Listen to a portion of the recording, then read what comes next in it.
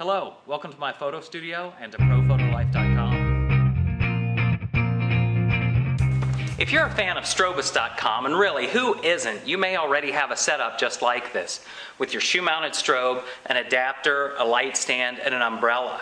This is a great setup for location. It gives you a lot of power and flexibility, and it really maximizes the investment you already have in your flash equipment. Today I'd like to introduce you to the equipment we use in our photo studio. I'll show you various things from strobes to light modifiers to light stands, how we choose what it is that we purchase, and how the different features on each thing work. So let's talk studio strobe systems. There really are two basic design types. There's the separate pack and separate head system, and the monolight system, where the power pack and the head are built into each individual unit. With this setup, we have one central power pack. It stores all of the energy, and then it can distribute it on this particular unit to up to 6 different strobe heads that are plugged in. All the controls are done from this one central point, varying the power output to all of those strobe heads. That's an advantage. A disadvantage is that if the power goes out in this power pack, then I've lost power to all 6 strobe heads. With the monolight system, we're duplicating the power pack and the strobe head in each setup. That means that if something does fail, then we're only out that one light unit, everything else continues to function. A disadvantage is that power must be controlled independently. You're running around. If you have lights in hard to reach places, it's not as convenient as controlling it all from this one central point. In operation though, the basic accessories and controls are just the same. So from here on out, we're going to be concentrating on the monolight. This is a bare monolight unit. Some of the basic features found on the monolights are the ability to turn the model lamp on and off, and to vary the output of the model lamp. What that does, it's a regular tungsten bulb, well, special tungsten bulb, but it approximates the quality of light that you're going to get from the flash tube when the flash fires. You can also steplessly change the power output of the strobe unit. So let me give it a small flash. Then, seamlessly, over an 8-stop range, I can continue to increase, decrease the power. And then here are those controls. Model lamp on, off, model lamp power output, and then the strobe unit output. Here's a closer look at the circular flash tube and the modeling lamp. When handling any bulb like this, I always use cloth or a paper towel to prevent moisture from getting on the bulb and possibly shortening the life. Here we see the flash tube. There are 2 different varieties of flash tubes that are generally available for strobe units. For this particular model, there's available a UV and a non-UV flash tube. The non-UV tube, or the old timers call them gold tubes, are a little bit yellow in color and a little bit warmer. We have both on hand. We use them for a little bit different purposes.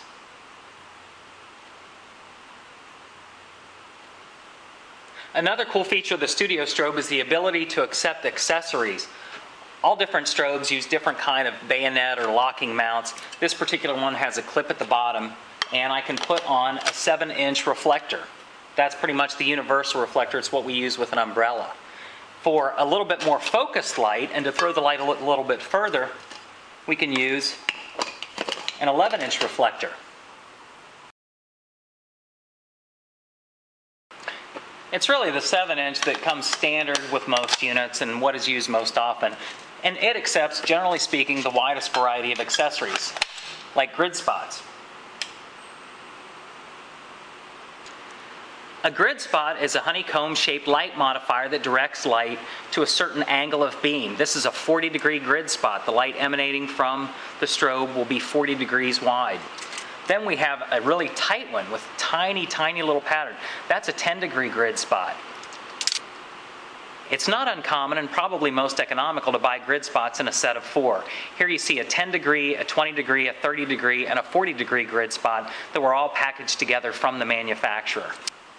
And though I'm referring to the smaller reflectors being most common, you can get it in a large size. This looks to be around 18 inches, and you can get a matching grid spot for that reflector also. Another light modifier is this beauty dish, which is a large diameter white reflector. Instead of letting the strobe light come straight through though, it has a baffle that redirects the light into the dish, filling it with light and creating a much softer light. To take it one step further, you can also add diffusion material to the front of the beauty dish. I call it the lunch lady because it reminds me of the lunch lady's hairnet.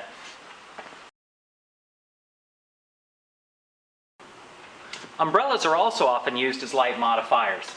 They slip in a hole through the reflector, go through the light unit, and are held in place with a clamp.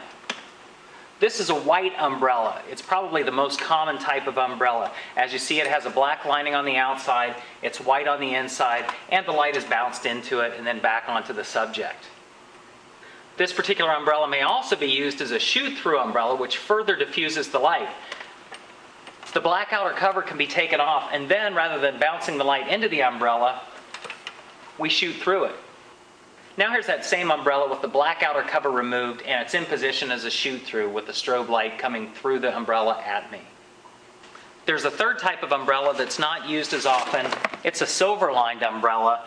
It reflects more light, so you utilize more of the strobe power, but it's also a bit harsher. The white umbrellas are what's generally used. Well, that's it for part 1. I hope it was a help. In part 2, we'll be looking at different styles of light stands, what to look for when purchasing a softbox, and how to handle a boom stand without hurting yourself or someone else. I'll see you in part 2.